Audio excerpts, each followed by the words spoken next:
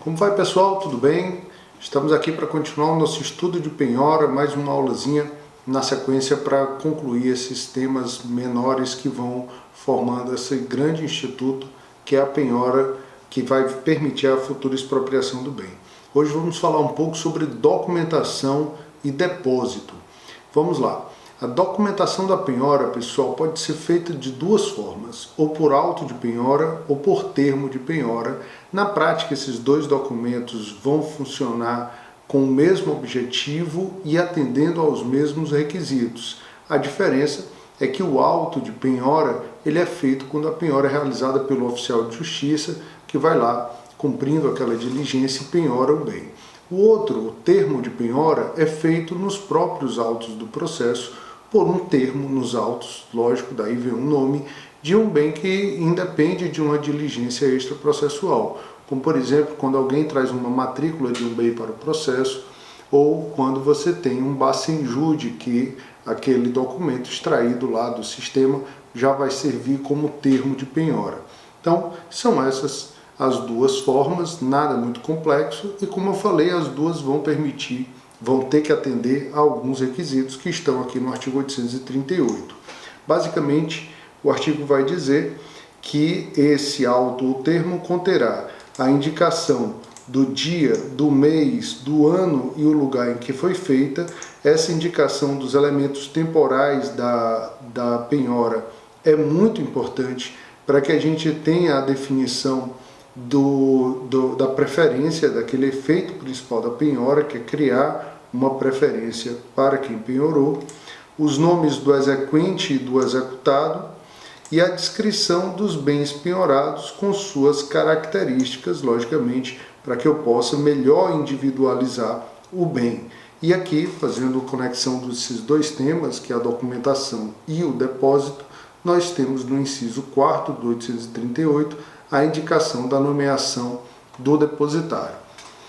Pessoal, como a gente percebe, a penhora ela é um ato complexo, ela tem algumas etapas que às vezes ela pode inclusive ser feita em mais de um dia. Esse é um dos tópicos que vai ser tratado no artigo seguinte. Então nós temos que definir em que momento a penhora se perfectibiliza, em que momento ela é considerada perfeita e acabada, gerando daí aqueles efeitos, como eu já mencionei, o principal deles, o de gerar preferência entre credores quirografários. Mas vamos lá. O artigo 839 vai dizer que a penhora é considerada feita, ou seja, é perfeita, é acabada, mediante a apreensão e o depósito dos bens. Então, para afastar qualquer dúvida, essa é uma orientação tanto para quem está estudando para concurso, eventualmente, como para você que está trabalhando na prática. Garanta que aquele bem foi apreendido e que está nas mãos de um depositário, mesmo que esse depositário seja o executado, porque nesse caso o executado não estará com o bem em nome próprio, ele estará exercendo a posse em nome do Estado, e aí a penhora vai também ser considerada eficaz, vai também ser considerada resolvida.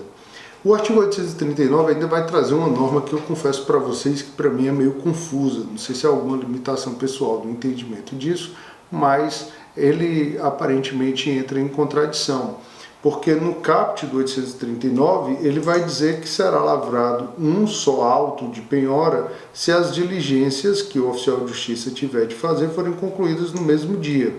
E no parágrafo 2º ele fala que se houver mais de uma penhora, serão lavrados autos individuais. Então ele fala de uma questão temporal, outro de uma quantidade de bens. Bem, se você vai fazer se você vai penhorar vários bens, ou se vai penhorar um bem só, se isso foi um dia só, em vários dias, na verdade, pessoal, cá entre nós, esse artigo, embora ele traga uma formalidade, essa formalidade não deve ser levada como efeito uma nulidade do ato processual, só porque aquilo a lei diz que era para fazer, até porque o artigo, na minha concepção, é um pouco confuso, um pouco truncado, mas se era para ser um só auto de penhora ou dois autos de penhora, eu acho que isso não é motivo para que se anulem, tá certo? Mas de qualquer forma, a gente vai ter a necessidade da penhora do bem e, para perfectibilizar a penhora do bem, a nomeação do depositário, como a gente viu. Resta saber quem é esse depositário, quem vai ficar com o bem logo depois que o bem for penhorado. O Código, então, vem no artigo 840 trazer uma ordem, mais uma vez, uma ordem preferencial de penhora. A gente vê, não é, pessoal, como o processo de execução tem normas que têm ali aquela margem de adaptabilidade ao caso concreto, mostrando que o princípio da adequação ele é muito presente na execução, porque a gente tem que conformar o processo de acordo com a realidade do caso concreto. Então, assim como era a ordem de penhora, na ordem dos depositários você não tem uma norma pragmática de uma única orientação, ele vem como uma preferência. Então, serão preferencialmente depositados, vamos lá no 840. As quantias, os papéis de crédito, as pedras e metais preciosos no Banco do Brasil ou na Caixa, ou em banco do qual o Estado, o Distrito Federal possui mais da metade, né, em bancos públicos, e na falta desses, em outros estabelecimentos, os móveis semoventes, os imóveis urbanos e os direitos aquisitivos sobre imóveis urbanos no depositário judicial. Quanto ao inciso 2, o parágrafo 1º vai dizer que, não havendo depositário judicial, poderão ficar nas mãos do exequente. E o inciso 3 vai trazer uma regrazinha interessante, aí, buscando garantir a função social desses bens rurais, falando que os imóveis rurais, os direitos aquisitivos, as máquinas e os utensílios e instrumentos necessários à atividade agrícola poderá ficar com o devedor mediante uma caução idônea. Então não é sem nenhum controle, mas poderá ficar com o executado. E também poderá ficar com o executado os bens que forem de difícil remoção ou quando o exequente anuir. A gente não tem mais a figura da prisão do depositário infiel. Quando um depositário ele não atende ao requisito de devolução, o depositário serve para que o bem seja devolvido no momento da expropriação, nós temos uma consequência prevista no Código, pessoal. Eu queria ver aqui com vocês o artigo 161, que vai dizer que o depositário ou administrador responde pelos prejuízos que por dolo ou culpa causar à parte, perdendo a remuneração que lhe foi atribuído, mas tem o direito de haver o que legitimamente despendeu no exercício do cargo. O depositário infiel responde civilmente pelos prejuízos causados, sem prejuízo da sua responsabilidade penal e da imposição de sanção por ato atentatório à dignidade da justiça. Então é essa situação do depositário que a gente tem que entender que não há prisão civil, mas isso não quer dizer que não haja nenhuma consequência para o depositário, tá bom? Então, pessoal, retomando aqui, nós temos essas questões relativas ao depósito que precisam ser observadas e, como eu falei, ainda que existam alguns julgados espaços dizendo que a penhora pode ser considerada formalizada independentemente do depósito, eu acho que o texto da lei é muito forte, que a gente não deve flexibilizar essa regra a ponto de perder esse controle, esse marco de perfectibilização do ato.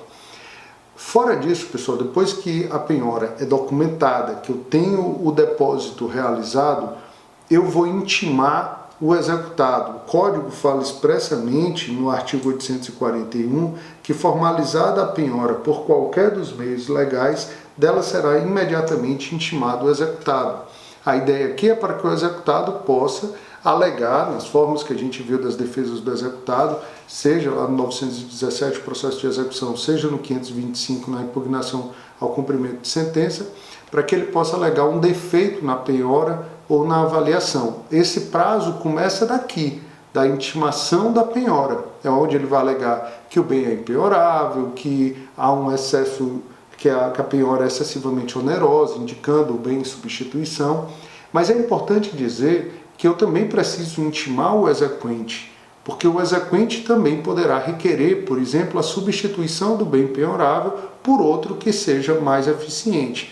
Então o código fala em intimar o executado, mas na verdade a gente tem que intimar o exequente e o executado, salvo quando seja a penhora feita na presença do executado, porque aí ele já é considerado intimado, ou quando é um bem indicado pelo executado, porque logicamente ele já vai ter a anuência daquela, ele já vai ter ciência que aquele bem vai ser penhorado, ou quando a penhora vem por parte do exequente, eu não vou precisar intimar o exequente.